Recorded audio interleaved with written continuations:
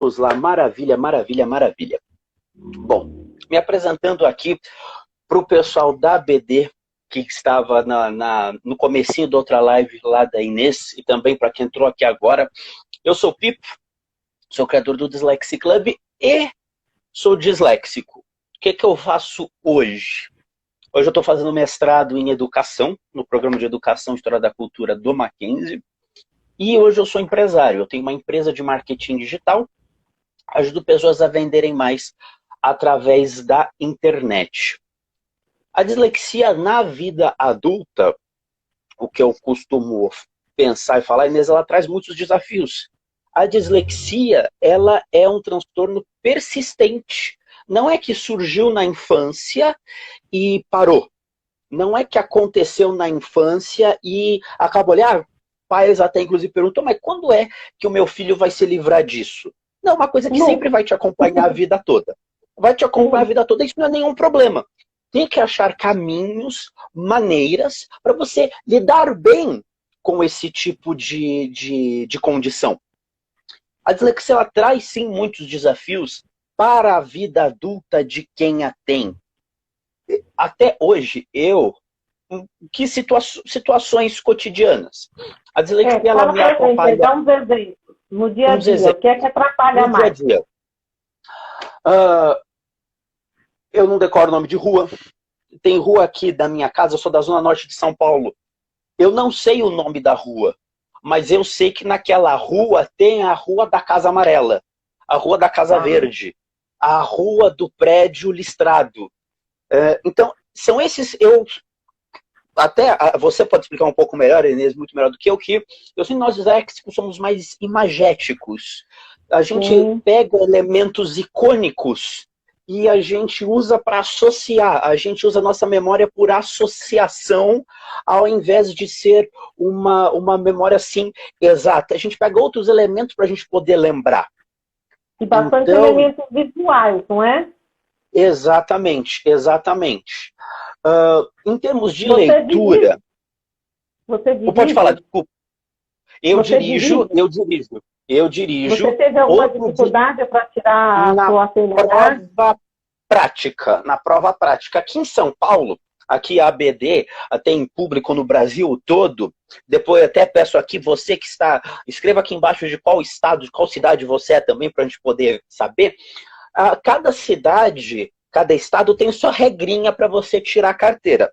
Aqui em São Paulo, eu vejo que a prova escrita ela é relativamente tranquila, baseada nos outros estados. A nossa prova aqui é só múltipla escolha. Lá no Rio Grande do Sul, eu sei que são desafios maiores, tem até redação para fazer. Então é um desafio um pouco maior para nós. Aqui em São Paulo também tinha, isso foi excluído, mas também tinha. No tempo que eu tirei carta, tinha. Olha só, quando eu peguei, eu não tinha. Quando eu tirei, só tinha só pró. Graças a Deus. Como é que você faz para roteiros? Você vai pelo Waze? Não, eu vou te falar. Como você falou, referência. Eu decoro por referências. Eu acabo decorando o nome de rua de tanto que eu uso. Por exemplo, eu sou de São Paulo, eu sou da Zona Norte de São Paulo, minha namorada é de Guarulhos. Então eu sei que eu pego a Dutra, que é o retão. O retão é a Dutra, então eu sei que eu pego a Dutra para chegar lá. Alguns pontos-chave eu decorei. Mas, na minha prova prática, eu não passei na primeira vez. Eu passei na segunda vez. Que eu me confundi com os pedais. Você ter uma ideia, eu fiz quase que não podia fazer. São vários comandos que se a gente poder... Conforme a gente vai dirigindo, fica automático pra gente. Sim. Mas são tantos comandos que a gente faz bem, como posso dizer, mecânicos, mas se a gente for pensar, para sair com o carro, dá seta, puxa a seta para baixo, seta para cima, baixa o freio de mão, faz a gangorrinha.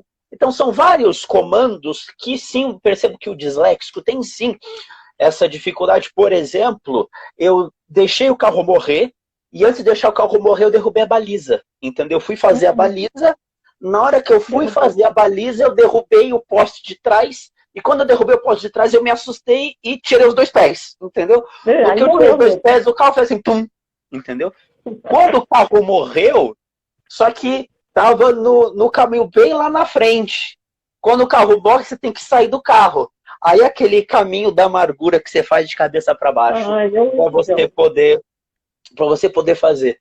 E o que eu percebo é que nessas atividades, e até em outras atividades, a gente precisa, até você pode até pegar elementos técnicos que para explicar um pouco isso, quando a gente trabalha com a repetição, e não necessariamente repetição da mesma forma. Para eu poder pegar para aprender a dirigir... Fazendo associações, como você falou primeiro. Exatamente, exatamente. Para eu aprender a dirigir, eu fiz a prova de novo, voltei para a autoescola, fiz mais aulas, até meu padrasto me levou para aqui na Zona Norte tem um terreno baldio que não tem carro, aí ele me deu uns toques de dirigir, dava para treinar a dirigir lá dentro. Eu vi vídeos tutoriais na internet. Então eu fiz o quê? Como a gente chama o que a gente fala de depois intervenção multidisciplinar, mas eu vi uma educação multidisciplinar, entendeu? Eu falei com alguém, falei com meu primo que já tinha passado para ele me dar uns toques, vi vídeos, treinei mais. Então eu vi diferentes tipos de estímulos, diferentes tipos de inputs para entrar na minha cabeça para eu poder assimilar. Então, agora é importante a gente saber como é que cada um funciona, né? Porque cada um de vocês é diferente do outro. Então, se observar isso que você fez, né? Você foi buscar coisas que você sabia que iam te ajudar. E aí você conseguiu fazer de uma forma mais tranquila na segunda vez. Então, pistas são interessantes, porque às vezes a gente nem sabe direito como é que a gente funciona, não é? E quando um fala, outro fala, eu vou tentar isso, e muitas vezes acaba dando certo mesmo. Esse é o caminho. Um desafio, se a gente até pode até situar aqui, muitos disléxicos, até imagino que muitos disléxicos estão aqui me vendo, têm essa sensação que, por exemplo, por conta das dificuldades que o disléxico tem, muitos acabam desistindo, por exemplo, de um curso no meio, entendeu?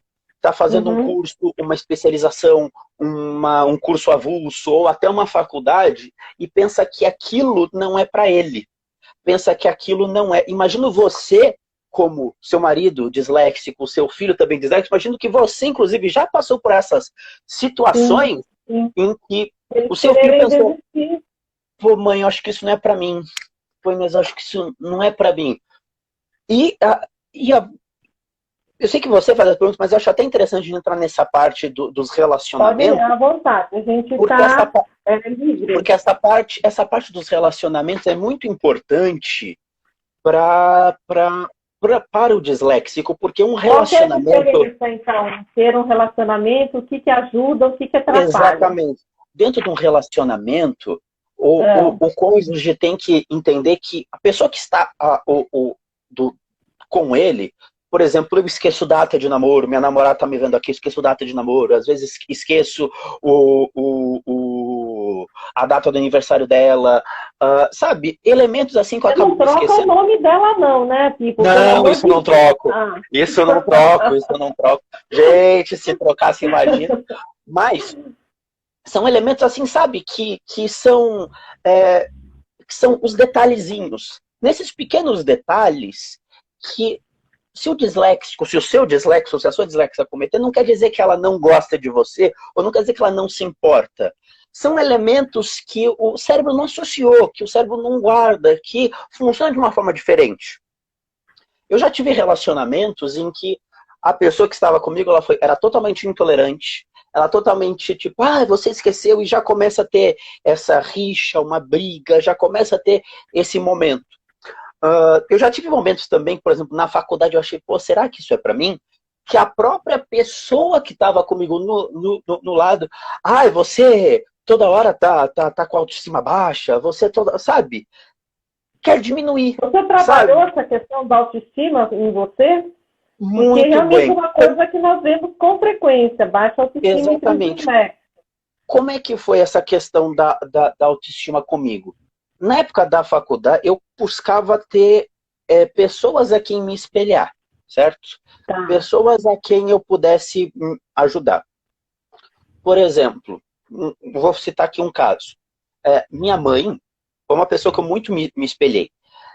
Pegando aqui 2 casos da história dela, minha mãe conseguiu fazer mestrado e doutorado dela comigo pequeno, sofrendo na escola, com dificuldade na escola. Então ela ia brigar na escola e eu conversando, mãe, como é que você dava conta na sua tese, na sua dissertação? Então eu fazia de madrugada. Então eu pensei assim, pô, se minha mãe dava conta com filho pequeno, na escola, por que eu não vou dar? Sabe? Então essa questão da autoestima, eu digo para vocês, meus amigos disléxicos que estão me vendo, busquem referências. Quer seja na sua família, quer seja... até fico feliz de algumas pessoas mandarem mensagem para mim, pô, Pipo, você é uma referência para mim em algumas questões, fico muito lisonjeado com isso, fico muito feliz. E tentem achar referências que vocês possam se espelhar. Essa questão da autoestima não é uma ciência exata. É difícil falar assim, faça tal coisa e você vai ter autoestima lá em cima. Faça tal coisa e você vai ter... Às vezes é difícil. Às vezes não consegue. Eu até aproveitaria para dar um recado para as mães também, porque eu também passei por isso, né? De meu marido chegar e falar, não vou dar conta, vou desistir, vou parar. E a gente perceber que eles sim são capazes. E que estão passando por um momento apenas de dificuldade, e você vai falar, não, você vai conseguir, você vai em frente. E tanto é que os 2 terminaram seus cursos, né? Tanto o meu marido quanto o meu filho. Então, a gente tem que, muitas vezes, estar ao lado e mostrar que eles, de fato, são capazes, porque muitas vezes eles não conseguem enxergar isso sozinhos, né? Então, entra muito essa questão daquele que está ao lado, dar esse reforço mesmo para o seu filho, seu marido, ou seja, quem for. Agora, como é que foi para você a questão do vestibular? Você teve condições diferenciadas? Como é que foi? Muito bom. No vestibular, eu tive condições diferenciadas no mestrado. No vestibular, eu me coloquei, meu amigo, você tem direito, entendeu, de ter essas condições. Eu, no momento do vestibular, eu não quis, porque eu achei que eu não precisava. Por que eu achei que eu não precisava? Porque eu já tinha feito, no meu primeiro colegial, no segundo colegial, eu já tinha feito vestibular treineiro. Eu já tinha feito o trainee e eu tinha ficado já em boas posições. Que legal. Eu já tinha na primeira vez que eu fiz, eu teria passado na segunda ou terceira lista. Na segunda vez que eu fiz, eu teria passado na primeira, mas lá embaixo. Então, ou seja, estava numa crescente. Eu falei, eu acho que eu não preciso. Mas no vestibular é uma questão mais, acredito que, de controlar a ansiedade, saber diferenciar, separar um tempo certinho para cada questão. E como eu já estava numa fase em que eu já tive uma boa base, se quiser a gente até pode citar isso, mas como o caso é mais na parte adulta, eu já tive uma boa base antes, já tive um bom suporte, passei por fono, tive uma avaliação multidisciplinar, passei por todos os profissionais que você pode imaginar, meus amigos que estão me vendo aqui, que conseguiram me ajudar. Eu estava fazendo desde os 10 anos, estava com 17, desde os 10 anos aula de reforço, então já estava conseguindo naquele momento. Então eu consegui passar no vestibular em 30º lugar. Mas foi uma vitória. Passei na primeira lista. Uma coisa que eu digo para as mães que estão vendo, quer seja se você tem um filho mais novo ou mais velho, celebre essas pequenas vitórias, sabe? Como se fosse uma grande vitória. Boa. Celebre eu queria dar uma interrompidinha, porque a gente está falando de condições diferenciadas. E pode ser que tenha mães aí, ou próprios disléxicos, que não sabem quais são essas condições diferenciadas, né? Então, o que a gente gostaria de lembrá-los é que se tem uma avaliação multidisciplinar emitida por uma equipe multidisciplinar, o aluno tem direito a ter mais tempo para realizar a prova, ele tem direito a fazer essa prova numa sala separada com um ledor, alguém que leia a prova para ele quantas vezes ele precisar.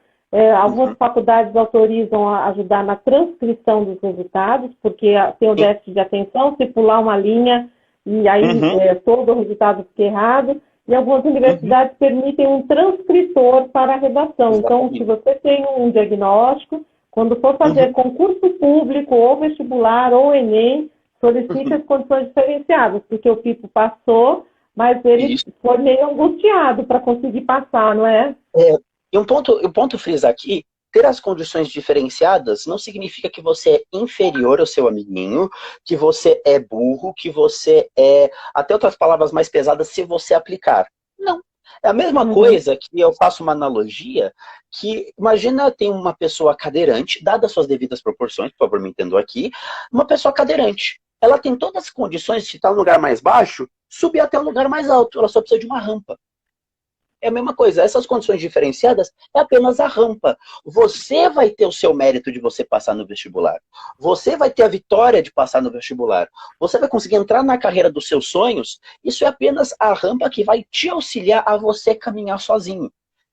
Na época, eu não fiz porque eu achei que eu não precisava. Mas se eu precisasse, eu teria usado. Tanto é que eu usei no mestrado. Então, conta da questão do mestrado. E você já entregou seu mestrado? Me conta como foi, qual foi a nota.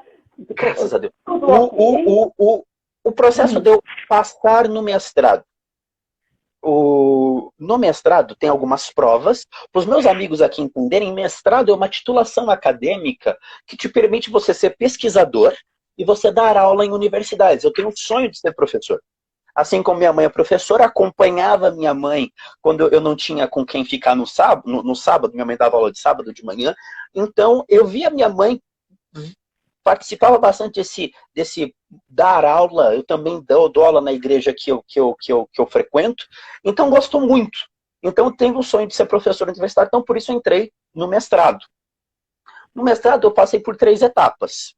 Nas 3 etapas, era uma redação, era a prova de proficiência em língua estrangeira e outra entrevista com o professor da área. Vou falar como é que eu passei em todos esses elementos aqui.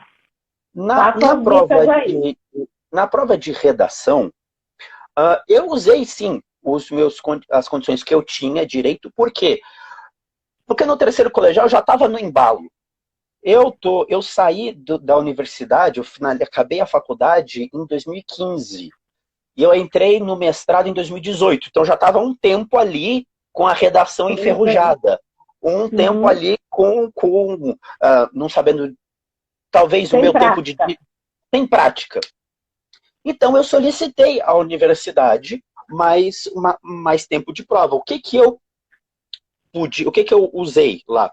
Eu usei mais tempo de prova e eu usei um dicionário na prova de proficiência. Eles me permitiram usar um dicionário na prova de proficiência. Ótimo. Então, eu só pedi tempo. Você pediu isso? Como foi? Só me explica. Você pediu isso, te ofereceram, como foi? Na faculdade que eu prestei, o Mackenzie, eles têm um centro especializado em inclusão dentro da universidade, certo? Em que você solicita o que você quer, aí um atendente te liga de volta: Felipe, o que você precisa? Aí o que você precisa? Olha, pode ser isso aqui, tá bom para você? Ou o que você precisa mais? Aí eu falo assim: Felipe, tô olhando aqui no seu laudo, tá? Para você, mais tempo de prova de dicionário, tá bom? Falei, para mim tá ótimo. Eu acredito que se eu tivesse a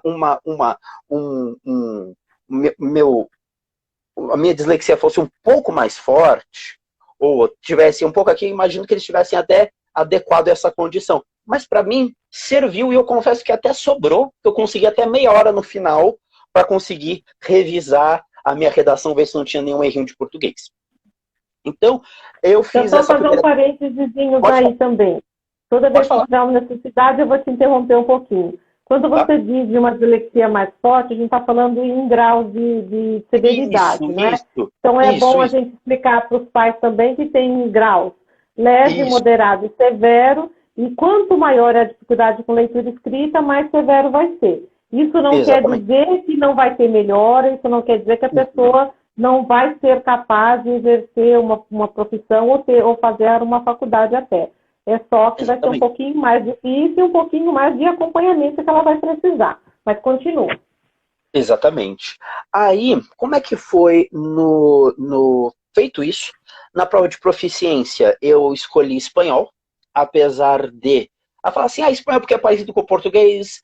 Não, porque eu convivo bastante com espanhol desde que eu era pequeno. Minha mãe nasceu na Argentina e o pai dela é da Espanha, é de Barcelona. Eles falam espanhol.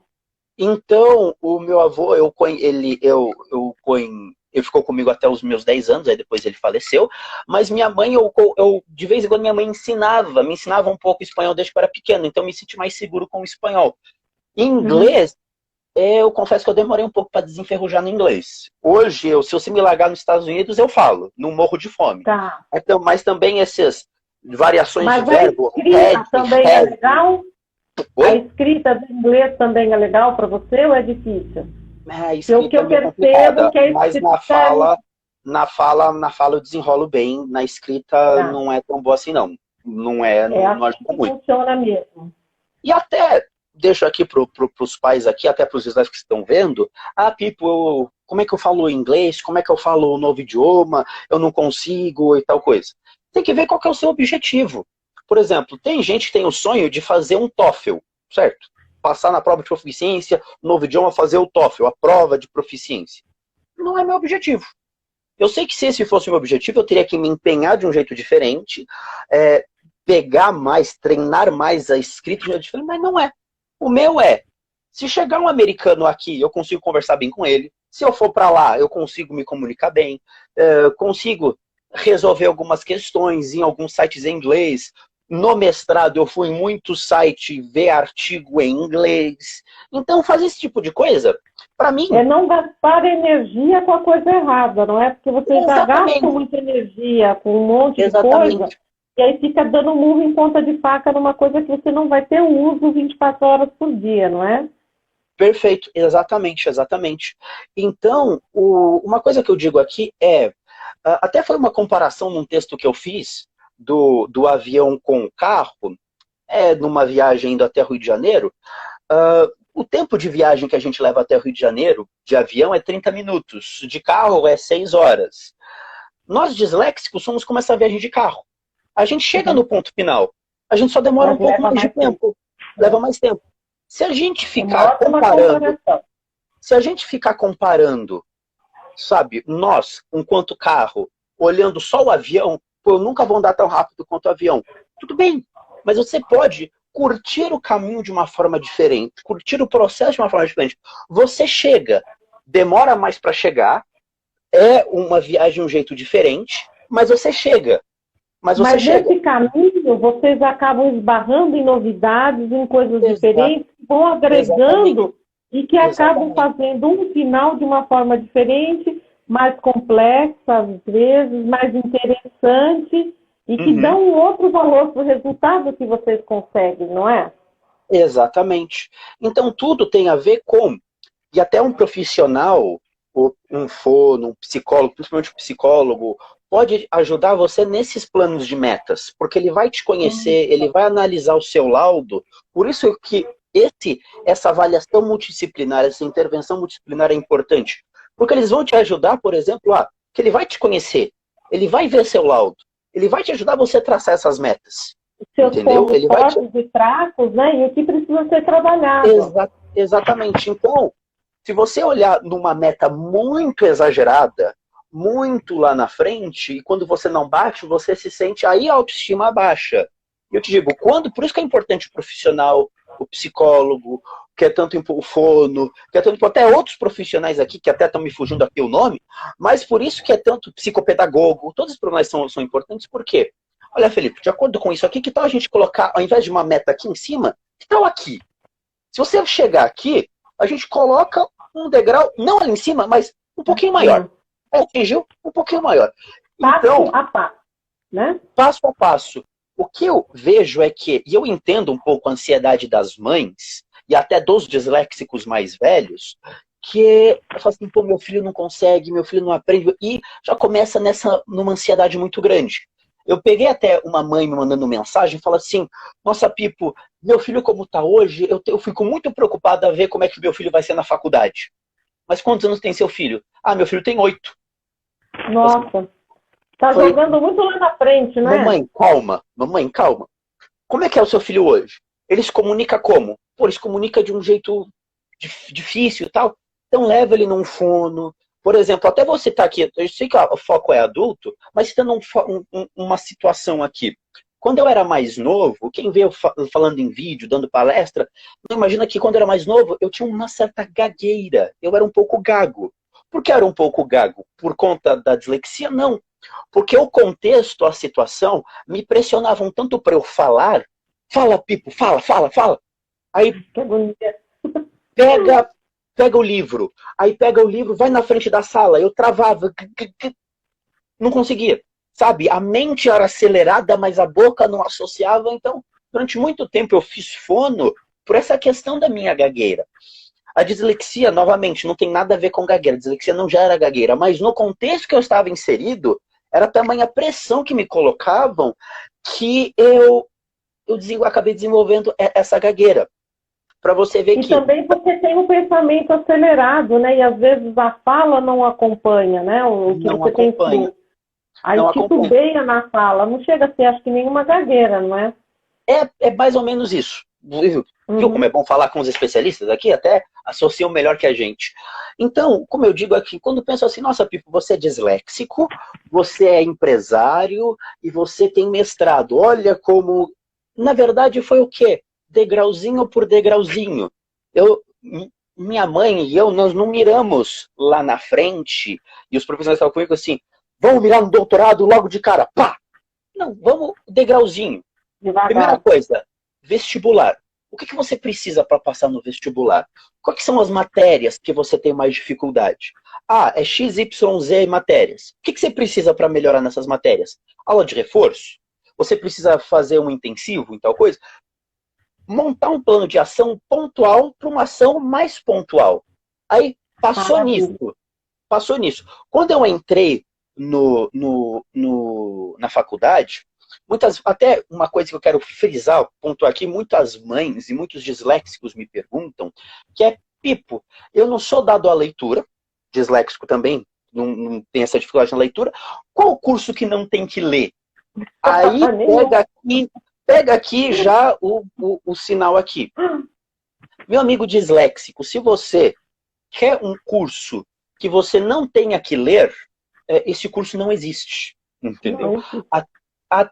Não pense que, se eu sou disléxico, então eu não vou para letras. Ou se eu sou disléxico, é só engenharia e matemática. Não. Todo curso você precisa ler. Como é que eu era na faculdade? Eu tinha que ler livros, apesar de eu ter feito publicidade, a galera pensa que publicidade é um curso mais criativo, é um curso só de criar peças. Também é, né? Criativa também é, mas até chegar lá tem uma base teórica muito pesada. Nos primeiros 2 anos de curso é só teoria. É só 2 anos, 2 semestres. É só teoria. Como é que eu fazia? Eu estudava à tarde.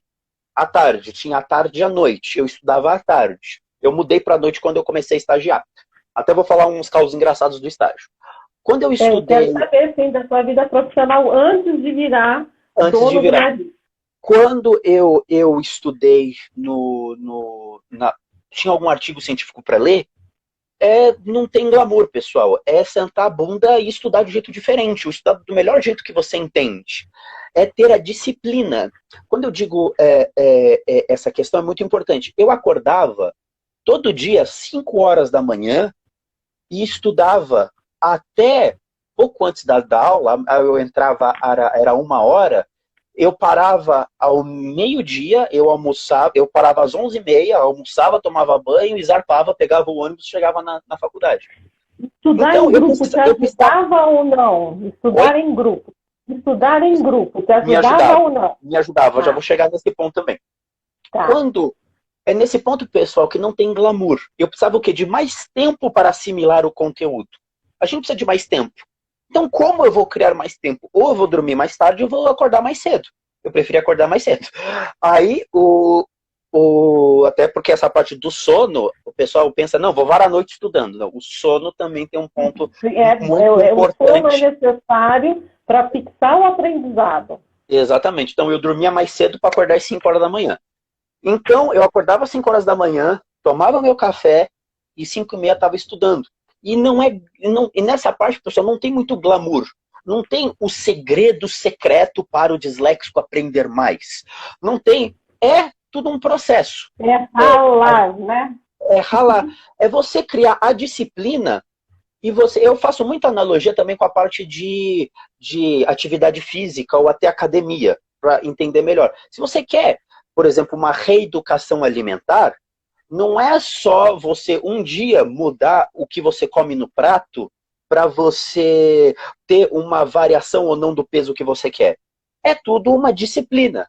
O grande desafio do disléxico, e aí entra o pai, e aí entra os colegas, e aí entra o cônjuge, aí entra o profissional que faz a intervenção para ajudar a própria professora para ajudar nesta rotina. Eles vão, o profissional vai te dar um plano. Vai te dar um plano, mas meu amigo disléxico, quem vai ter que executar esse plano é tu. Ele vai te dar o plano. A Inês ABD tem as melhores técnicas, tem as melhores práticas, tem a melhor intervenção, mas, meu amigo disléxico, você tem que aplicar. Você tem que... A Inês da ABD vai te ajudar a aplicar, vai te ajudar a colocar isso em prática, mas é você que tem que colocar em prática. Sim. É você que tem que colocar em prática. Inclusive, adaptando aquilo que a gente enxerga como sendo melhor, muitas vezes a gente orienta, mas é bom que ele traga as próprias informações, né? Olha, mas por aqui eu vou melhor, isso aqui me deixa mais à vontade, e aí ajuda a compor, né, esse novo plano, esse novo projeto. Você quer contar, então, a respeito do trabalho? Vou contar a respeito do trabalho. Aí, falando antes da parte em grupo, eu estudei também em grupo. Tinha, por exemplo, uma matéria na faculdade que todo mundo detestava, que é aqui semiótica. Eu não vou explicar muito aqui semiótica, mas enfim. Semiótica era o que o pessoal mais odiava no curso de publicidade. Eu comecei a entender semiótica. Por quê? Porque eu passava esse tempo de estudar mais tempo, eu participava das aulas, como eu já me conhecia, eu não sentava no fundo, eu sentava na frente.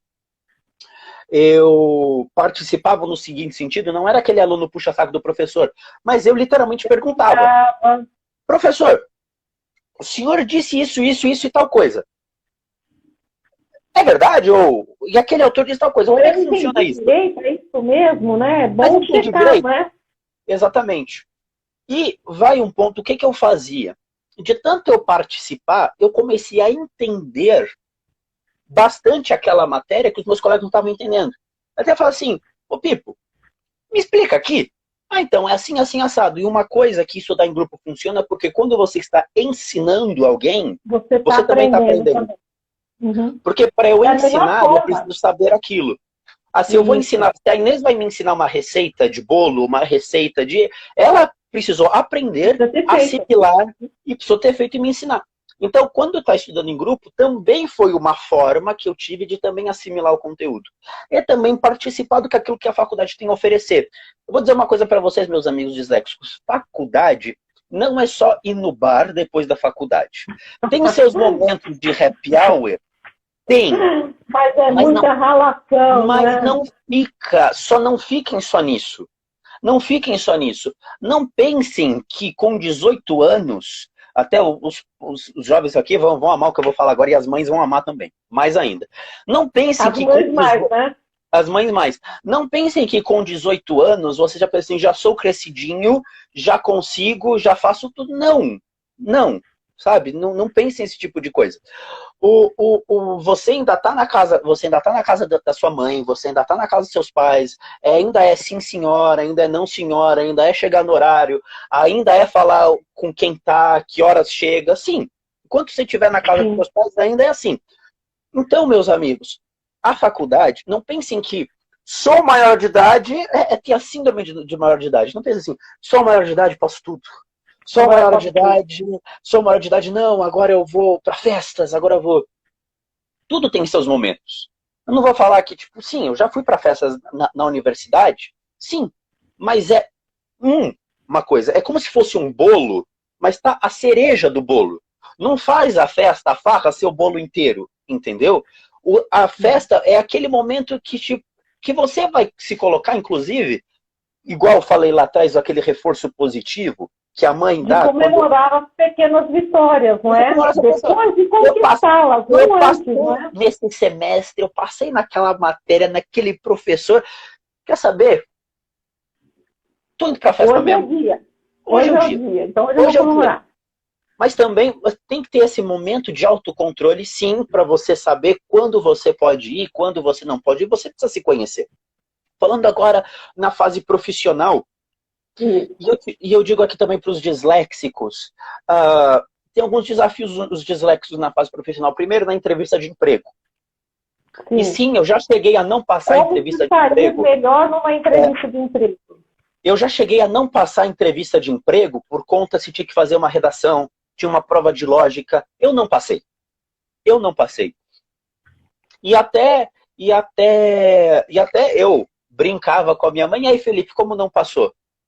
A empresa deu azar. Eu falei, por quê? Porque ela perdeu um grande profissional. Ela perdeu um grande profissional de trabalhar lá. A gente percebe que as provas de seleção, elas cobram coisas que não tem muito a ver com a vaga. Ok, quer cobrar uma... não é? Dentro da empresa. Quer cobrar uma redação? Ok, mas eu vejo muito mais sentido cobrar a execução de uma redação se, por exemplo, eu vou trabalhar para ser um editor trabalhar na edição de uma editora, entendeu? Se trabalhar com livros, trabalhar com revisão, aí tudo bem, tem a ver com a vaga. Mas, por exemplo, eu trabalhei já com criação de logo, criação de arte, criação de site, e quando eu chegava lá tinha que fazer uma redação. O que raio a redação tem a ver com fazer aquela atividade? Falando nisso, Pipo, a BD criou umas palestras e organizou visitas a empresas que tiverem interesse, a BD visita as empresas e orienta quando ela tem um empregado disléxico e ela tem alguma dificuldade em como proceder com aquele empregado, e até mesmo na hora de fazer entrevistas, a gente tem um processinho de orientar também essas empresas, se alguém tiver interesse, procurar lá na BD.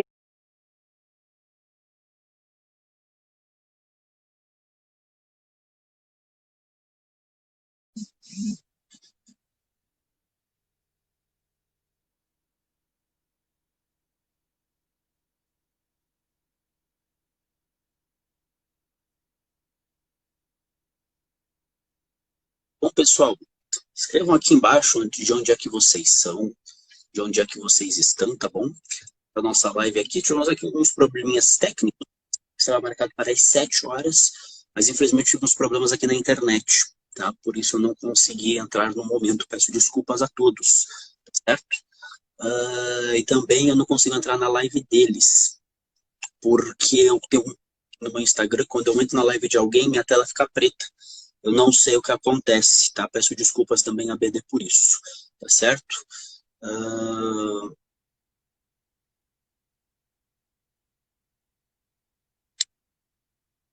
Mandei convite para você, Inês ABD Oficial, tá bom? Vamos aí começar a conversar. Vai. Foi! Deu certo. Inês, está me ouvindo? Inês, você está travando, pelo menos para mim. Tá ok para você? Agora voltou. Legal.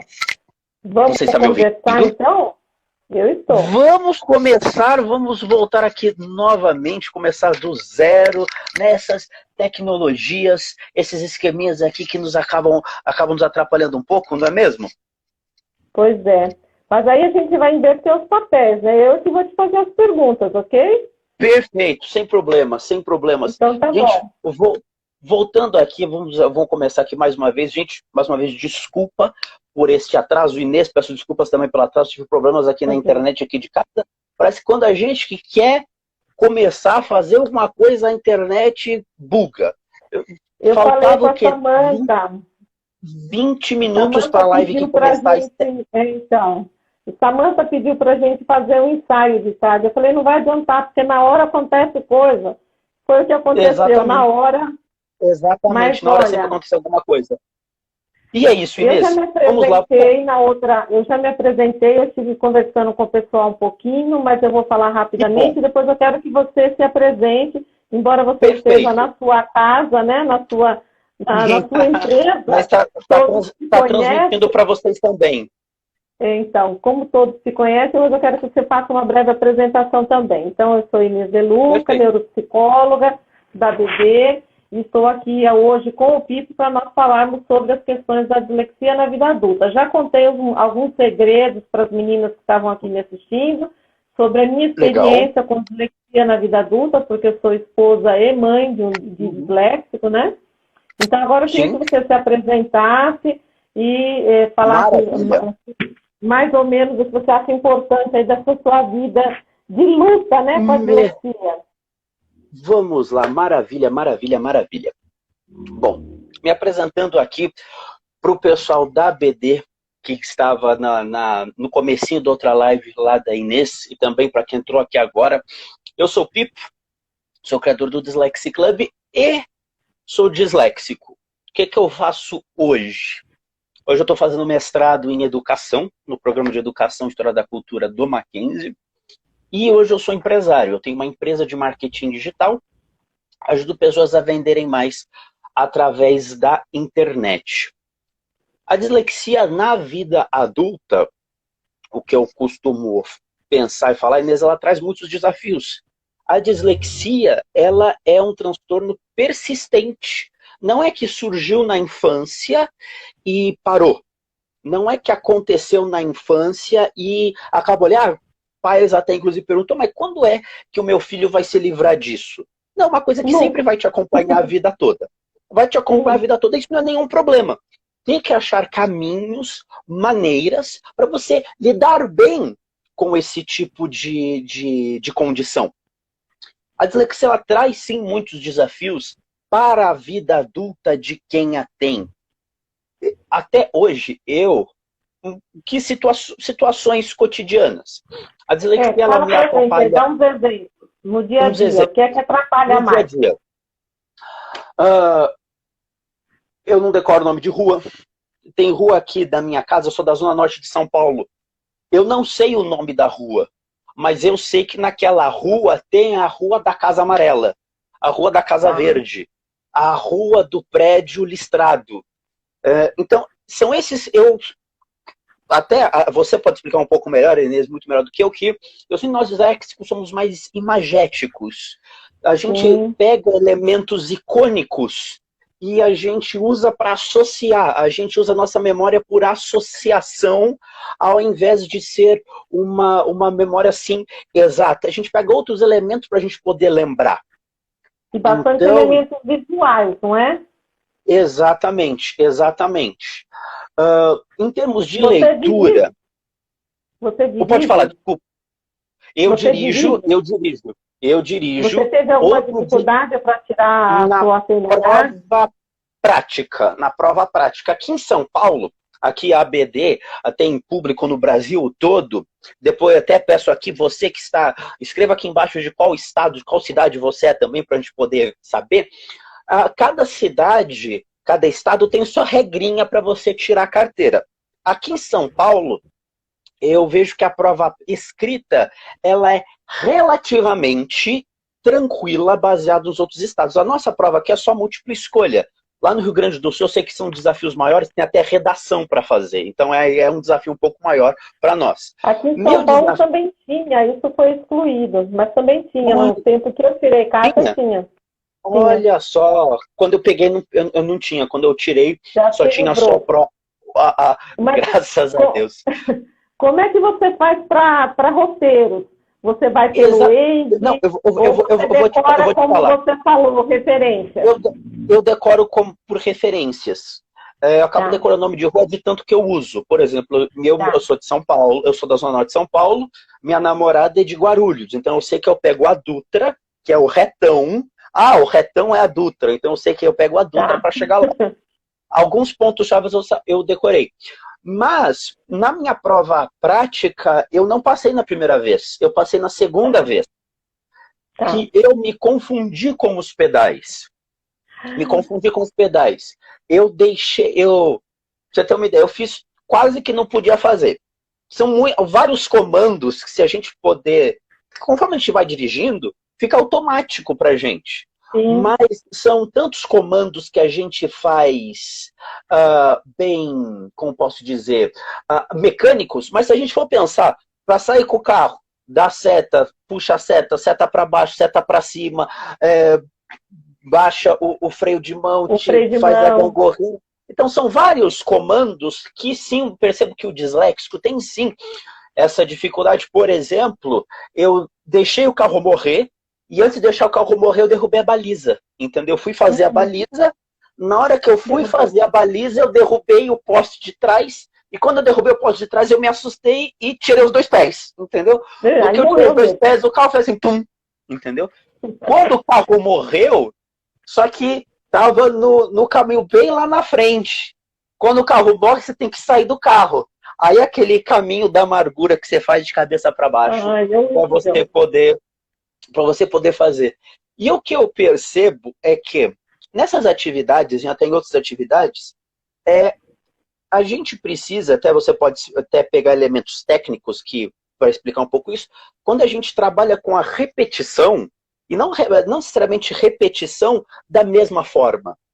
Para eu poder pegar para aprender a dirigir... Fazendo associações, como você falou primeiro. Exatamente.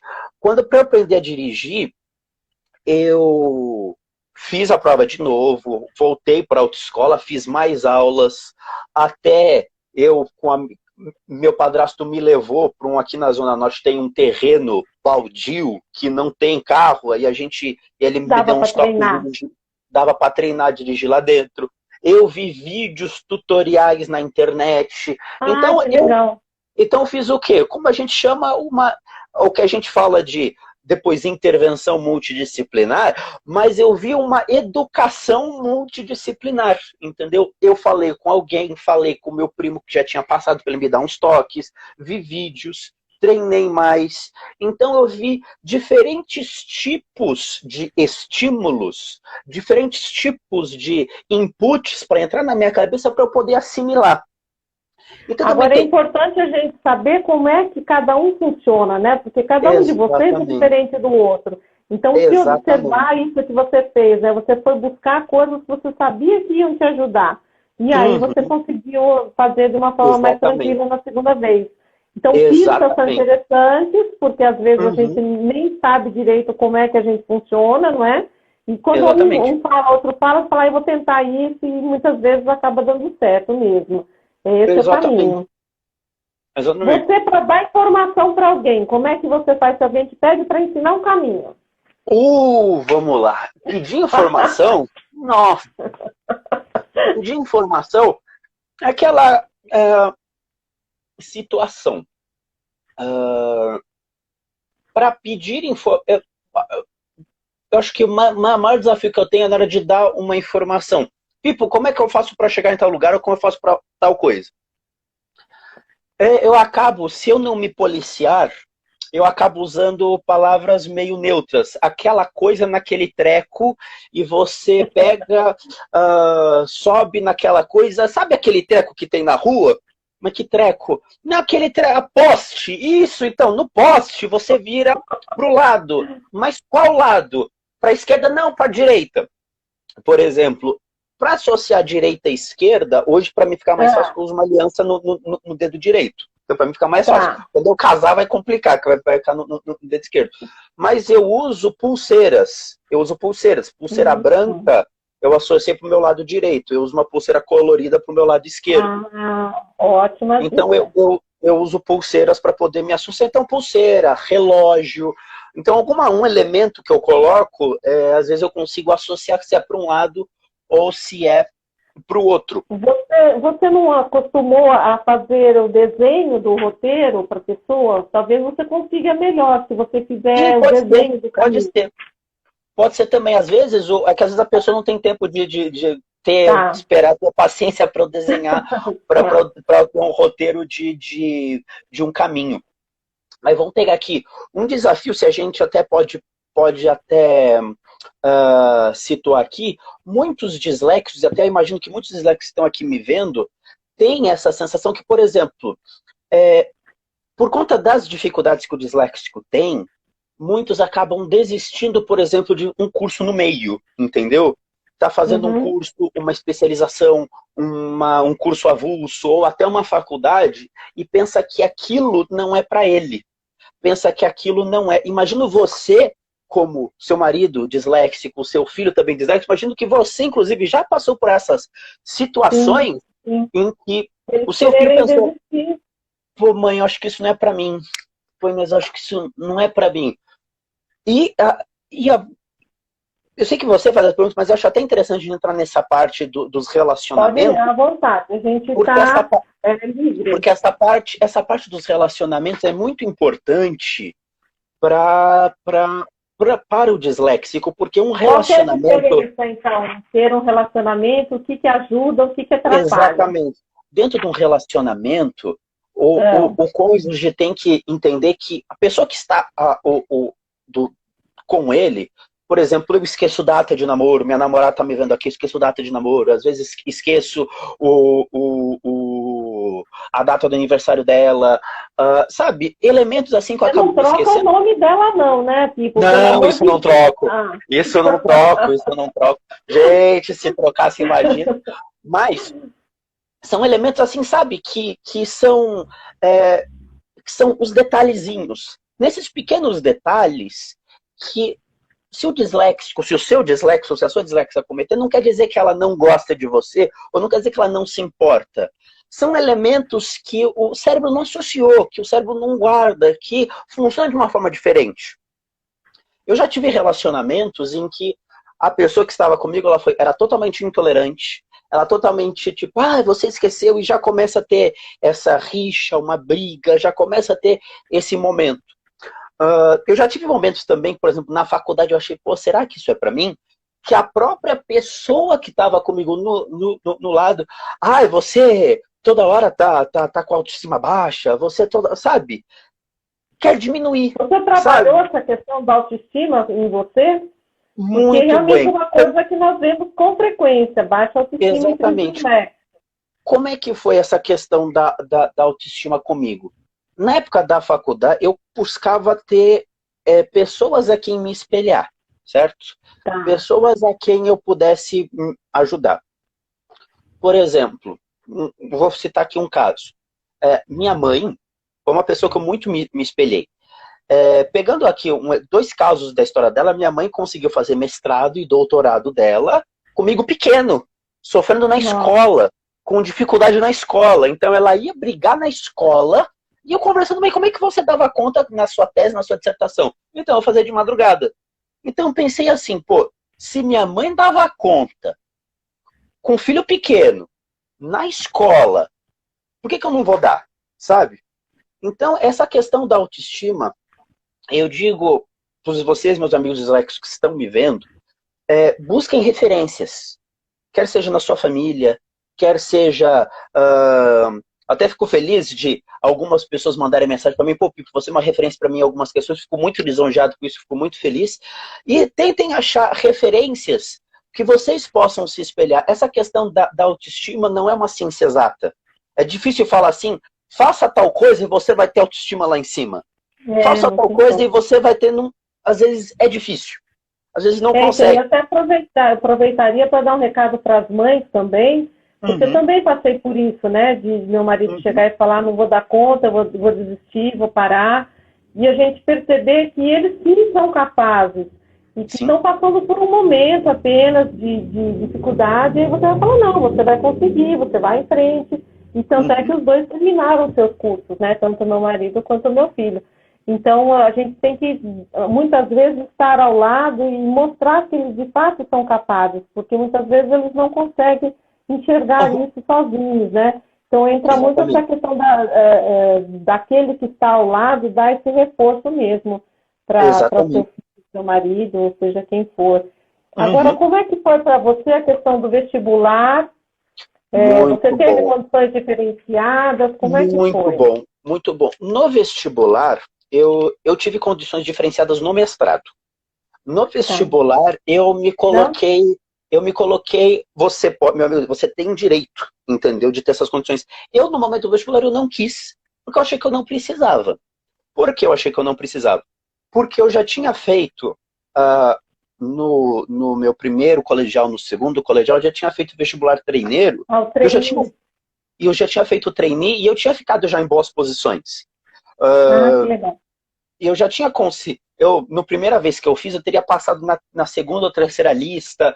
Na segunda vez que eu fiz, eu teria passado na primeira, mas lá embaixo. Então, ou seja, estava numa crescente. Eu falei, eu acho que eu não preciso. Mas no vestibular é uma questão mais, acredito que, de controlar a ansiedade, saber diferenciar, separar um tempo certinho para cada questão.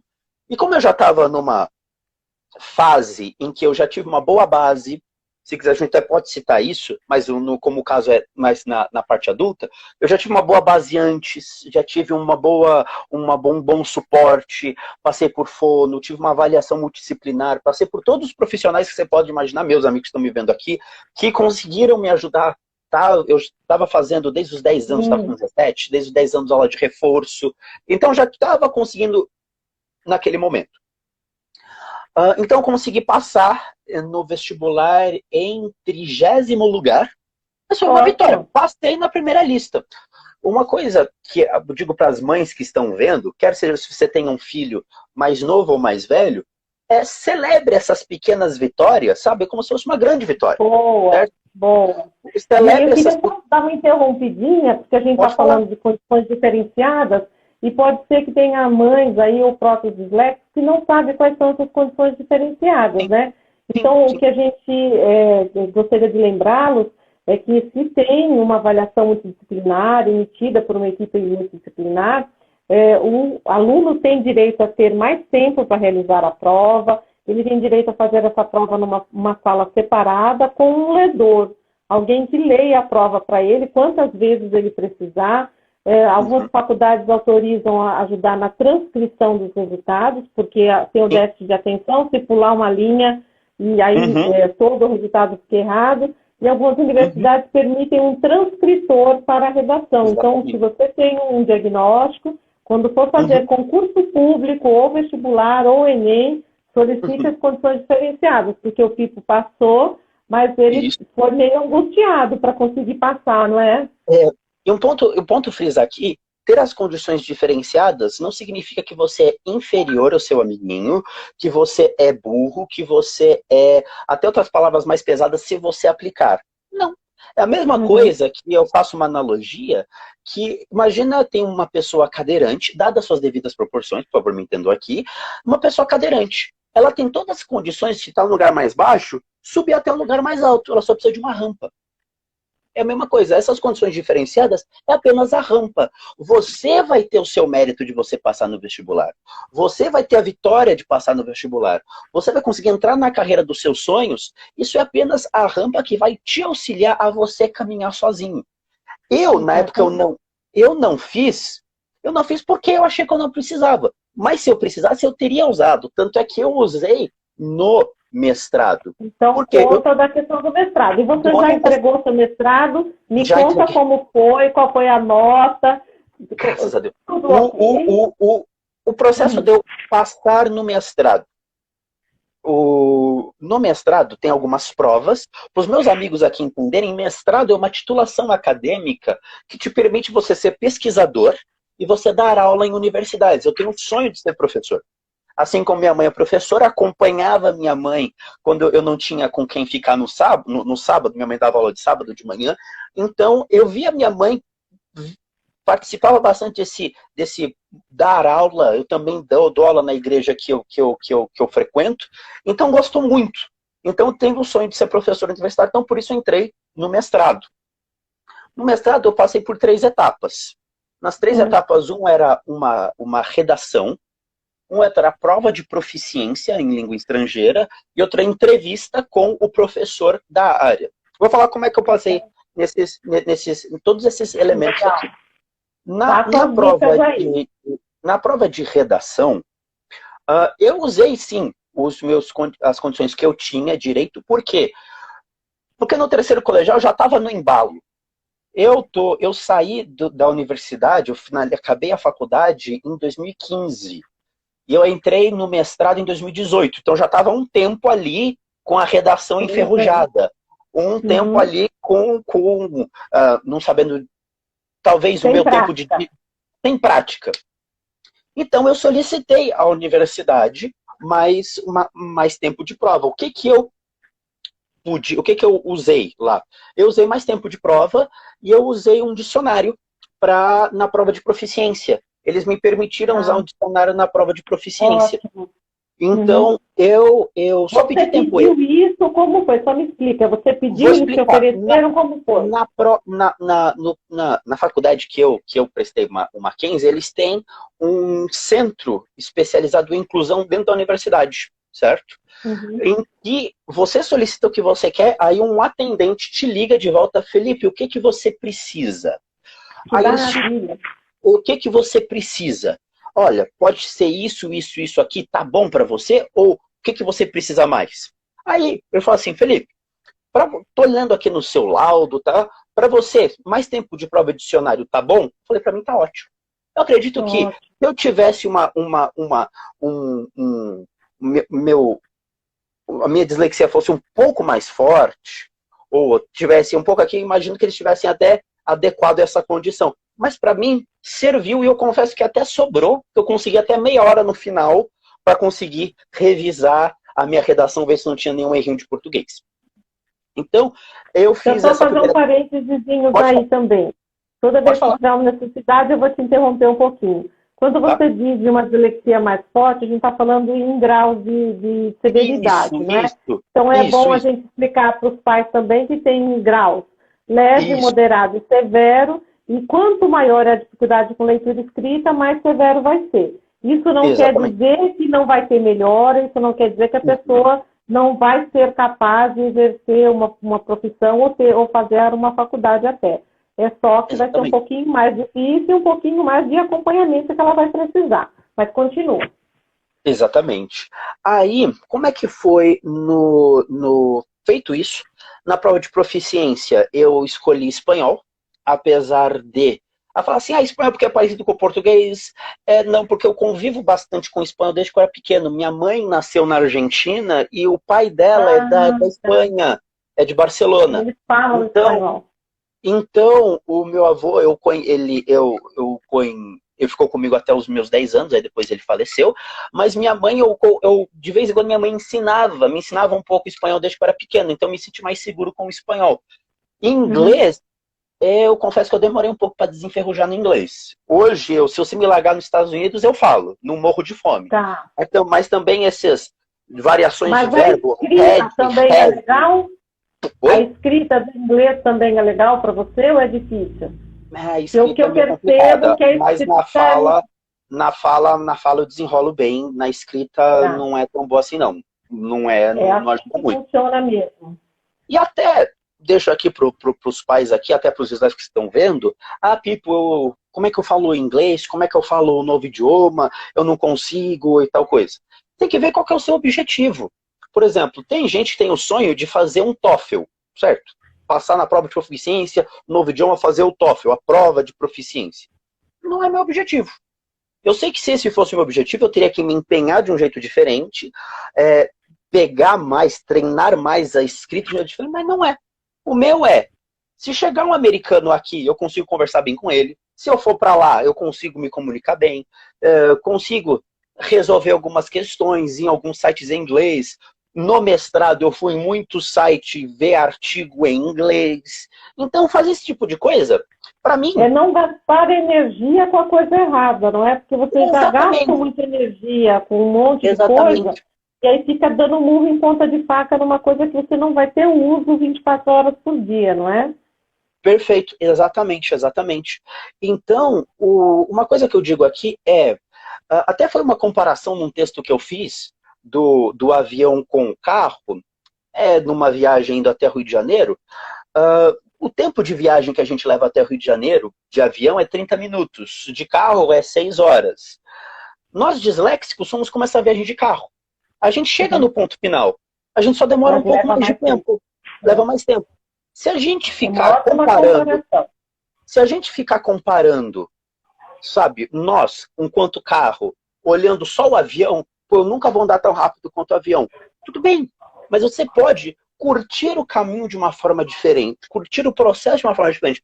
Você chega demora mais para chegar, é uma viagem, um jeito diferente, mas você chega. Mas nesse caminho, vocês acabam esbarrando em novidades, em coisas diferentes, vão agregando e que acabam fazendo um final de uma forma diferente, mais complexa, às vezes, mais interessante, e que dão um outro valor para o resultado que vocês conseguem, não é? Exatamente.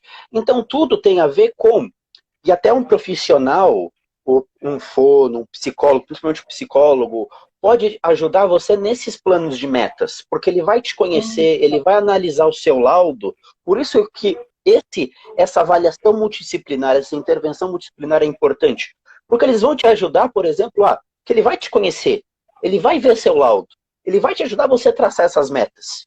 Seus pontos fortes e fracos, né? E o que precisa ser trabalhado. Exatamente. Então, se você olhar numa meta muito exagerada, muito lá na frente, e quando você não bate, você se sente, aí a autoestima baixa. E eu te digo, por isso que é importante o profissional, o psicólogo, que é tanto o fono, que é tanto até outros profissionais aqui, que até estão me fugindo aqui o nome, mas por isso que é tanto psicopedagogo, todos os profissionais são importantes, por quê? Olha, Felipe, de acordo com isso aqui, que tal a gente colocar, ao invés de uma meta aqui em cima, que tal aqui? Se você chegar aqui, a gente coloca um degrau, não ali em cima, mas um pouquinho maior. Atingiu um pouquinho maior. Então, passo a passo, né? Passo a passo. O que eu vejo é que, e eu entendo um pouco a ansiedade das mães, e até dos disléxicos mais velhos, que eu falo assim, pô, meu filho não consegue, meu filho não aprende, e já começa numa ansiedade muito grande. Eu peguei até uma mãe me mandando mensagem, fala assim, nossa, Pipo, meu filho como está hoje, eu fico muito preocupada a ver como é que meu filho vai ser na faculdade. Mas quantos anos tem seu filho? Ah, meu filho tem 8. Nossa, tá jogando muito lá na frente, né? Mamãe, calma. Como é que é o seu filho hoje? Ele se comunica como? Pô, ele se comunica de um jeito difícil e tal.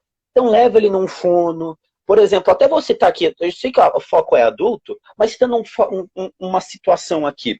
Quando eu era mais novo, quem vê eu falando em vídeo, dando palestra, imagina que quando eu era mais novo, eu tinha uma certa gagueira. Eu era um pouco gago. Por que eu era um pouco gago? Por conta da dislexia? Não. Porque o contexto, a situação, me pressionavam tanto para eu falar. Fala, Pipo, fala. Aí pega o livro. Aí pega o livro, vai na frente da sala. Eu travava. Não conseguia. Sabe? A mente era acelerada, mas a boca não associava. Então, durante muito tempo eu fiz fono por essa questão da minha gagueira.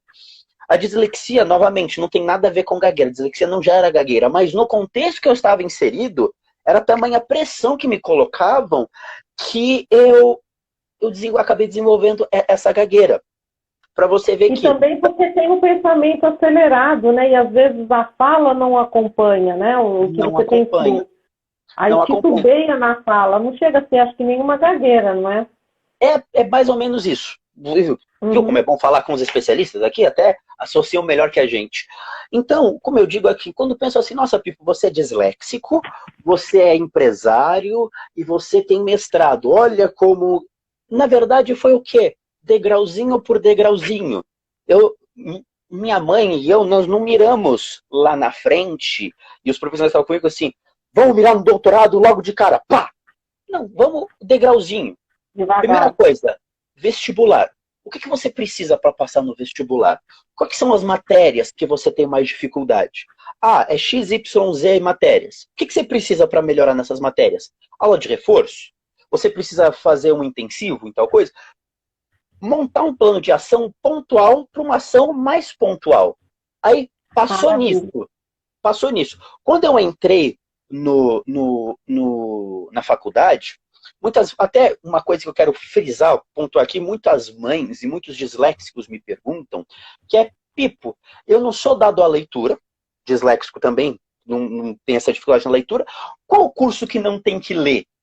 Aí pega aqui já o sinal aqui.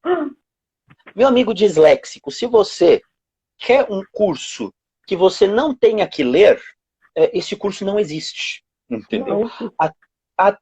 Não pense que, se eu sou disléxico, então eu não vou para letras, ou se eu sou disléxico, é só engenharia e matemática. Não. Todo curso você precisa ler. Como é que eu era na faculdade? Eu tinha que ler livros, apesar de eu ter feito publicidade, a galera pensa que publicidade é um curso mais criativo, é um curso só de criar peças. Também é, né? Criativa também é, mas até chegar lá tem uma base teórica muito pesada. Nos primeiros 2 anos de curso é só teoria. É só 2 anos, 2 semestres. É só teoria. Como é que eu fazia? Eu estudava à tarde. À tarde, tinha à tarde e à noite. Eu estudava à tarde. Eu mudei para a noite quando eu comecei a estagiar. Até vou falar uns causos engraçados do estágio. Quando eu estudei... Eu quero saber, sim, da sua vida profissional antes de virar dono do navio. Quando eu estudei tinha algum artigo científico para ler, não tem glamour, pessoal. É sentar a bunda e estudar de jeito diferente. O estudar do melhor jeito que você entende. É ter a disciplina. Quando eu digo essa questão é muito importante. Eu acordava todo dia, 5 horas da manhã, e estudava até pouco antes da aula. Eu entrava, era 1 hora, eu parava ao meio-dia, eu almoçava, eu parava às 11h30, almoçava, tomava banho e zarpava, pegava o ônibus e chegava na faculdade. Estudar em grupo te ajudava ou não? Estudar em grupo. Estudar em grupo te ajudava ou não? Me ajudava, já vou chegar nesse ponto também. Quando é nesse ponto, pessoal, que não tem glamour. Eu precisava o quê? De mais tempo para assimilar o conteúdo. A gente precisa de mais tempo. Então, como eu vou criar mais tempo? Ou eu vou dormir mais tarde ou eu vou acordar mais cedo. Eu preferi acordar mais cedo. Aí, até porque essa parte do sono, o pessoal pensa, não, vou varar a noite estudando. Não, o sono também tem um ponto muito importante. O sono é necessário para fixar o aprendizado. Exatamente. Então, eu dormia mais cedo para acordar às 5 horas da manhã. Então, eu acordava às 5 horas da manhã, tomava meu café e 5h30 estava estudando. E e nessa parte, pessoal, não tem muito glamour. Não tem o segredo secreto para o disléxico aprender mais. Não tem. É tudo um processo. É ralar, né? É ralar. É você criar a disciplina e eu faço muita analogia também com a parte de atividade física ou até academia, para entender melhor. Se você quer, por exemplo, uma reeducação alimentar, não é só você um dia mudar o que você come no prato para você ter uma variação ou não do peso que você quer. É tudo uma disciplina. O grande desafio do disléxico, e aí entra o pai, e aí entra os colegas, e aí entra o cônjuge, aí entra o profissional que faz a intervenção para ajudar a própria professora para ajudar nesta rotina. Eles vão, o profissional vai te dar um plano. Vai te dar um plano, mas meu amigo disléxico, quem vai ter que executar esse plano é tu. Ele vai te dar o plano.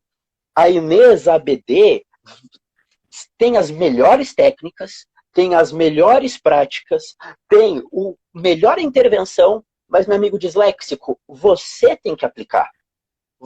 A Inês da ABD vai te ajudar a aplicar, vai te ajudar a colocar isso em prática, mas é você que tem que colocar em prática. Sim. É você que tem que colocar em prática. Inclusive, adaptando aquilo que a gente enxerga como sendo melhor, muitas vezes a gente orienta, mas é bom que ele traga as próprias informações, né? Olha, mas por aqui eu vou melhor, isso aqui me deixa mais à vontade, e aí a gente compor, né, esse novo plano, esse novo projeto. Você quer contar, então, a respeito de trabalho? Vou contar a respeito do trabalho. Aí, falando antes da parte em grupo, eu estudei também em grupo. Tinha, por exemplo, uma matéria na faculdade que todo mundo detestava, que é aqui semiótica. Eu não vou explicar muito aqui semiótica, mas enfim. Semiótica era o que o pessoal mais odiava no curso de publicidade. Eu comecei a entender semiótica. Por quê? Porque eu passava esse tempo de estudar mais tempo, eu participava das aulas, como eu já me conhecia, eu não sentava no fundo, eu sentava na frente. Eu participava no seguinte sentido, não era aquele aluno puxa-saco do professor, mas eu literalmente perguntava: professor, o senhor disse isso, isso, isso e tal coisa. É verdade? E aquele autor diz tal coisa. Como é que funciona isso? É isso mesmo, né? É bom checar, né? Exatamente. E vai um ponto, o que eu fazia? De tanto eu participar, eu comecei a entender bastante aquela matéria que os meus colegas não estavam entendendo. Até falar assim, Ô, Pipo, me explica aqui. Ah, então, é assim, assim, assado. E uma coisa que estudar em grupo funciona porque quando você está ensinando alguém, você também está aprendendo. Também. Uhum. Porque para eu ensinar, eu preciso saber aquilo. Assim, eu vou ensinar, se a Inês vai me ensinar uma receita de bolo, uma receita de... Ela precisou aprender, assimilar e precisou ter feito e me ensinar. Então, quando está estudando em grupo, também foi uma forma que eu tive de também assimilar o conteúdo. E também participar do que aquilo que a faculdade tem a oferecer. Eu vou dizer uma coisa para vocês, meus amigos disléxicos. Faculdade não é só ir no bar depois da faculdade. Tem seus momentos de happy hour, tem. Mas é muita ralação, mas não fica, não fiquem só nisso. Não fiquem só nisso. Não pensem que com 18 anos, até os jovens aqui vão amar o que eu vou falar agora e as mães vão amar também. Mais ainda. Não pensem que com 18... mais, né? As mães mais. Não pensem que com 18 anos você já pensa assim, já sou crescidinho, já consigo, já faço tudo. Não. Não. Sabe? Não pensem nesse tipo de coisa. Você ainda está na casa, da sua mãe, você ainda está na casa dos seus pais, ainda é sim senhora, ainda é não senhora, ainda é chegar no horário, ainda é falar com quem tá, que horas chega, sim. Enquanto você estiver na casa dos seus pais, ainda é assim. Então, meus amigos, a faculdade, não pensem que sou maior de idade, ter a síndrome de maior de idade. Não pensem assim, sou maior de idade, posso tudo. Sou maior de idade, não, agora eu vou para festas, agora eu vou... Tudo tem seus momentos. Eu não vou falar que, tipo, sim, eu já fui para festas na universidade, sim, mas é uma coisa, é como se fosse um bolo, mas tá a cereja do bolo. Não faz a festa, a farra, ser o bolo inteiro, entendeu? A festa é aquele momento que você vai se colocar, inclusive, igual eu falei lá atrás, aquele reforço positivo, que a mãe dá... De comemorar as pequenas vitórias, não é? Depois de conquistá-las, não antes, não é? Nesse semestre, eu passei naquela matéria, naquele professor. Quer saber? Tô indo pra festa mesmo. Hoje é o dia. Então hoje eu vou comemorar. Mas também tem que ter esse momento de autocontrole, sim, para você saber quando você pode ir, quando você não pode ir. Você precisa se conhecer. Falando agora na fase profissional, e eu digo aqui também para os disléxicos, tem alguns desafios os disléxicos na fase profissional. Primeiro, na entrevista de emprego. Sim. E sim, eu já cheguei a não passar a entrevista de emprego. Melhor numa entrevista de emprego. Eu já cheguei a não passar a entrevista de emprego por conta se tinha que fazer uma redação, tinha uma prova de lógica. Eu não passei. E até eu brincava com a minha mãe, e aí, Felipe, como não passou?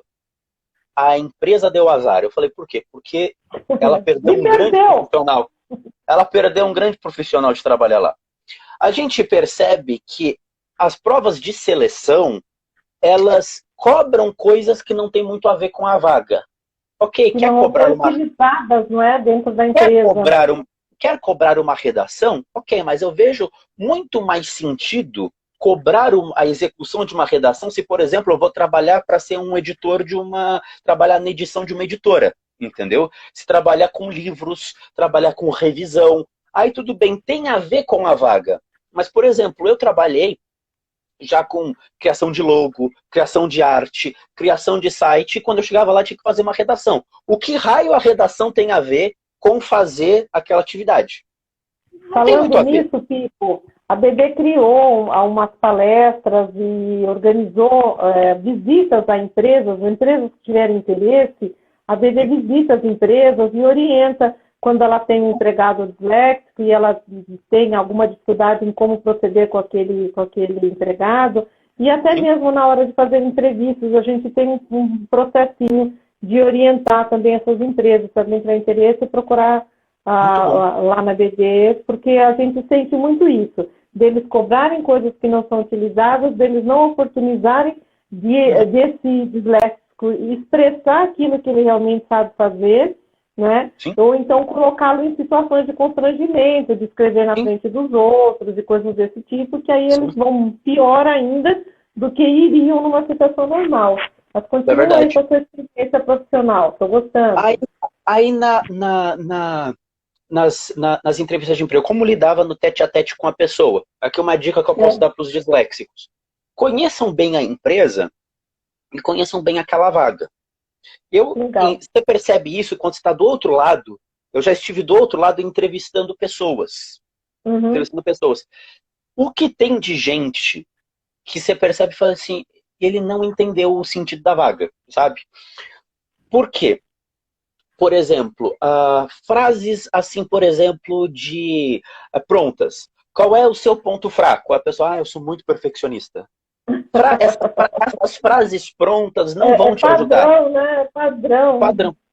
Até vou te dizer uma coisa, meus amigos disléxicos. Se na entrevista alguém te perguntar qual é o seu ponto fraco, o entrevistador não quer saber, literalmente, quais são realmente os pontos que você é ruim. Ele quer saber como você faz para superar suas dificuldades. Isso que ele quer saber.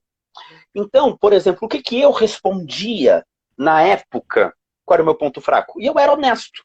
É mais fácil você conseguir a vaga por ser honesto. Mas saiba como passar essa informação. Como é que eu falava? Felipe, qual é o seu ponto fraco? Eu assim, olha, meu ponto fraco é que hoje, pelo fato de eu ser disléxico, eu cometo alguns erros de português.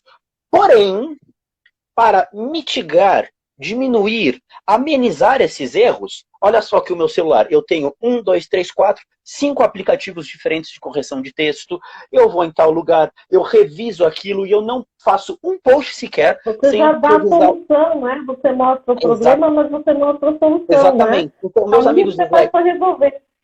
Exatamente. Então, meus amigos disléxicos, quando chegar na entrevista de emprego, vocês têm que se vender como alguém que vai solucionar o problema da empresa, certo?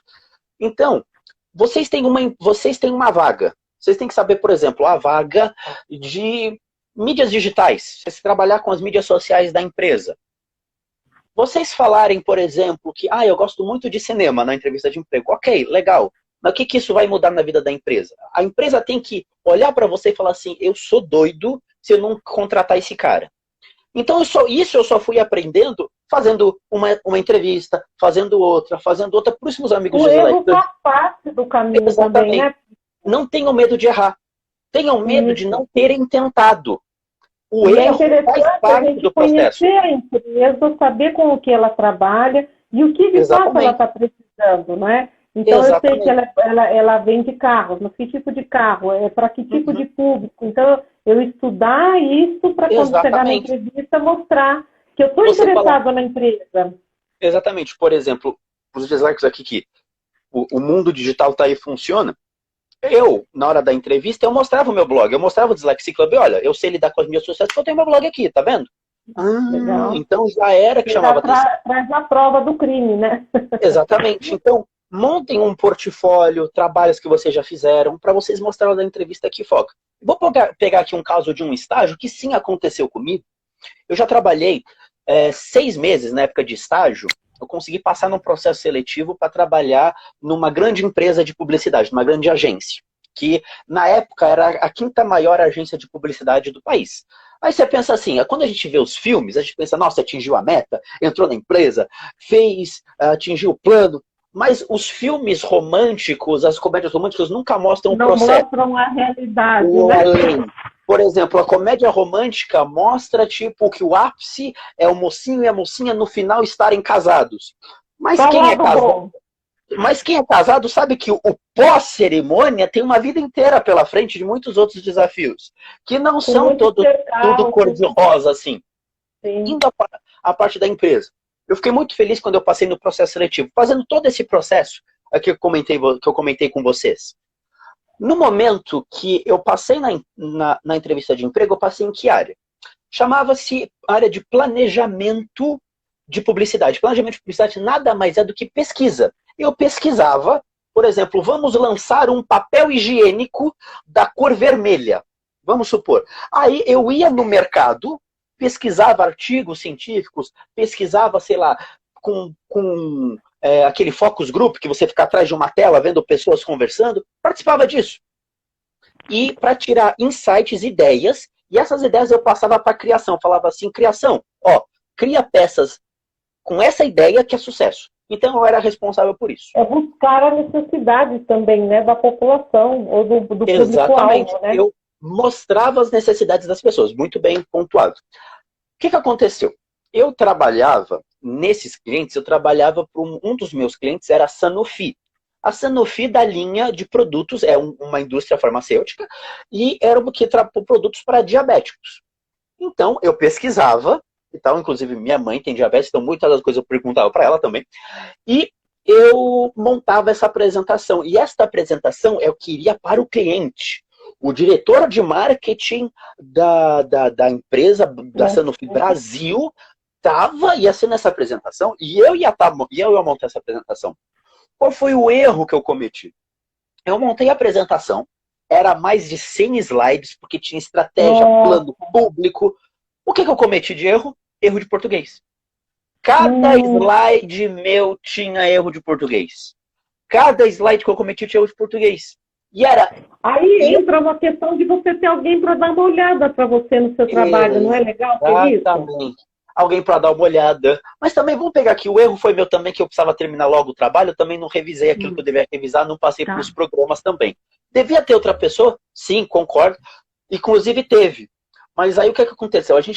Eu terminei a apresentação também, um erro meu de não mensurar bem o tempo e colocar o tempo, sabe? A apresentação era para o dia seguinte, eu terminei no dia anterior.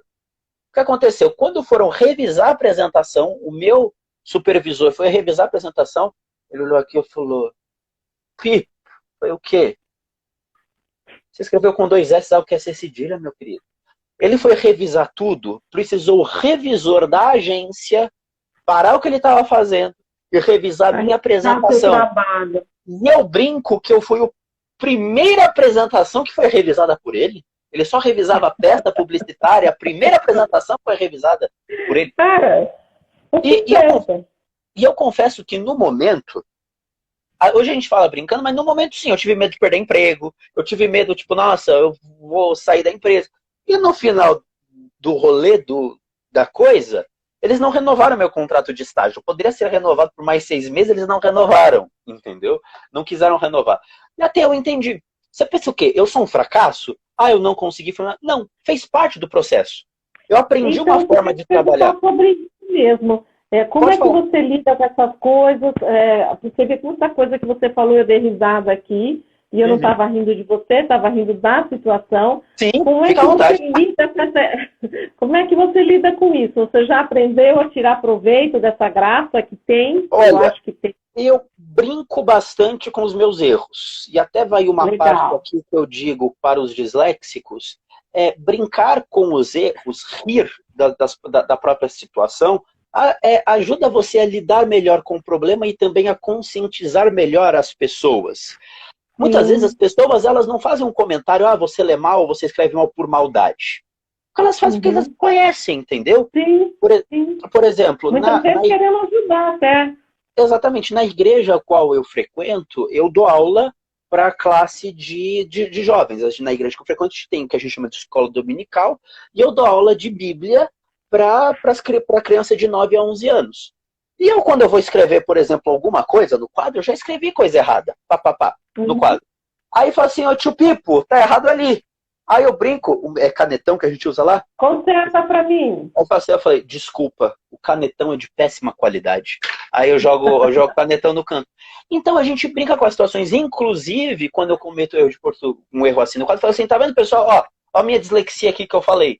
Inclusive eu sei que, falando da minha dislexia para as crianças, elas podem, inclusive, não fazer piadinha com um coleguinha que encontra uma situação parecida. Também, aproveita, vem corrigir, vamos ver se você sabe escrever direitinho. Vai fazer brincadeira também. Ou então, vamos ver quem é que acha o erro aqui no que está escrito. Isso, exatamente. Então, brincar com a situação, encarar os erros, que os erros fazem parte do processo de desenvolvimento. Exato. Nós, disléxicos, nós erramos mais em algumas áreas. Por exemplo, na parte ortográfica, eu vou morrer errando algumas questões gramaticais. Sim. Mesmo tendo passado por intervenção e por ajuda, porque esse é o seu processo de processar informações mesmo, né, Pipo? Exatamente. E mesmo errando... A gente tem 10 minutos, hein, Pipo? Vamos organizar aí para a gente conseguir fazer as despedidas, hein? Eu queria te fazer ainda 2 perguntinhas, você se organiza aí para ver o que é melhor. Como é que você lida com a sua vida financeira? se você tem dificuldade nessa área e quais são os seus planos de futuro. Muito bem, dificuldade na vida financeira. Eu tive antes muito problema na minha vida financeira. Que é aquele clássico, por exemplo, não tem noção do dinheiro, por exemplo, troco, alguém, já aconteceu vezes de me passarem a perna, que eu não era muito bem com essa questão de matemática, entendeu? Pagava alguma coisa e quando eu fui ver, a gente percebe que passaram a perna porque uma vez, ok, a pessoa pode errar, mas corriqueiramente eu parei para ver, nossa, peguei aqui, troquei nessa situação e tal pessoa me deu só isso, sabe, você percebe que a pessoa tentou passar a perna em mim. Como eu lido hoje com o dinheiro? Isso que é importante no ponto de traçar metas e traçar planos. Qual é a minha meta? Hoje, o meu plano financeiro é casamento. Eu tenho um sonho de casar. E quando você tem um sonho, uma meta, seja casamento, seja um carro, você consegue se organizar para você saber o que você precisa para ter aquele bem. Né? Para realizar aquilo. Por exemplo, quando na minha época de faculdade, antes desse sonho hoje que eu tenho de casar, eu tinha um sonho de comprar um carro. Mas vamos supor, como é que eu fiz? Eu não comprei um carro porque eu mudei o sonho, mas já vou falar disso. Eu tive por hábito, falei, pô, se eu quero comprar um carro, o carro custa X. O meu salário, obviamente, não dá para comprar o carro. Então eu preciso guardar. Então eu comecei aí realmente fazendo a poupança. Eu comecei a criar o hábito de guardar um pouco do meu dinheiro. Então se eu precisava guardar, então eu precisava gastar pouco. Aí vem a parte de não gastar tanto em festa. Não ia tanto em festa, porque se eu fosse em festa, não tinha tanto para guardar. Se eu gastasse tanto com supérfluo, não tinha tanto para juntar. Então, eu fui a primeira coisa a ter o hábito. Aí lembra que a gente falou do degrau? Segundo degrau. Poupança. Perfeito. Segundo degrau. O que rende mais que a poupança? Aí eu comecei a estudar em tutoriais na internet Tesouro Direto, que é uma modalidade de investimento segura e rende mais que a poupança. Comecei a estudar Tesouro Direto. Aí nisso também, vida que segue, e eu juntei um valor que dava para comprar um carro. Mas aí vem aquela coisa que a gente precisa ser inteligente, colocar as coisas no papel. Não ser tanto pela emoção, porque indo pela emoção, a gente faz muita cagada. Controlar a impulsividade, não é? E isso é um grande desafio, inclusive, para mim, que eu tenho TDAH também. TDAH... Você toma medicamento, Pipo? Eu tomo Ritalina. Ritalina até hoje. Que tomam Ritalina até hoje. E não tem problema nenhum. Você percebe que te ajuda mesmo? Porque tem muitas mães aí que estão vendo e que de repente não gostam da ideia de medicar seus filhos. Então a concentração ajuda a focar. Muito, me ajuda muito. Aí não sendo movida pela emoção, assim, tenho dinheiro, vou comprar o carro. Mas aí vem a parte do dar um passo para trás e pensar. Eu comecei a fazer as contas. Carro. Vocês pensam, você tem amigos que tem um sonho de comprar o carro? O carro não é só carro. O carro tem manutenção, carro tem multa, carro tem IPVA, carro tem gasolina.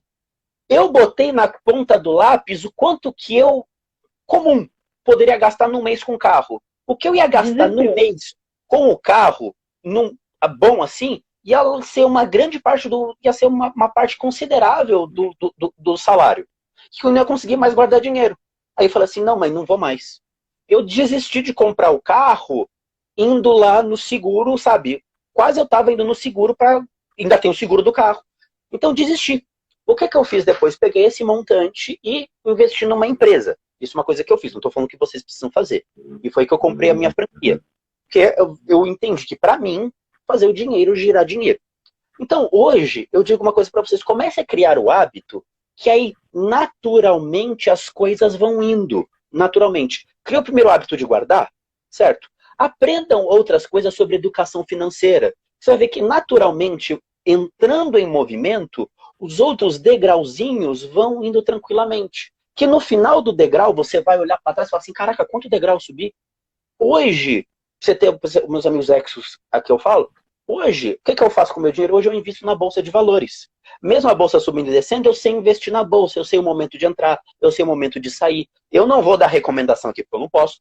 Mas, hoje eu aprendi com o quê? Não é objetivo, não é também, não é objetivo. Né? Mas isso eu aprendi com o quê? Com o primeiro passo. Poupança. vendo tutoriais, então, conversando com quem sabe. O planejamento de futuro é casamento e progredir nessa empresa? É isso, o meu planejamento de futuro hoje... do casamento? O meu futuro hoje é casamento. Meus planos de...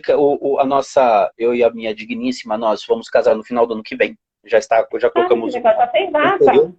Já temos, não uma data fechada, mas já temos um período. Sim. Até novembro, dezembro a gente vai casar. E uma outra meta que eu tenho é crescer a minha empresa. Então, com tudo isso, agora que hoje eu trabalho em casa. Então, alugar um